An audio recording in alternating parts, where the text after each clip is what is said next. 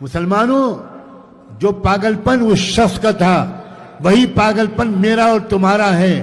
نماز، روزہ، زکوٰۃ اور حج اسلام نہیں ہے، اسلام کی عمارت کے 4 کھمبے ہیں، بس 4 کھمبے اسلام نہیں ہے۔ اس پر عمارت بنانی ہوگی، سخاوت کی، ہمدردی کی، اخوت کی، مروت کی، شرافت کی، عفت و پاک دامنی کی، غریب پروری کی، حسن اخلاق کی، ایک بہت خوبصورت عمارت بنانی پڑے گی، تب ہے اسلام۔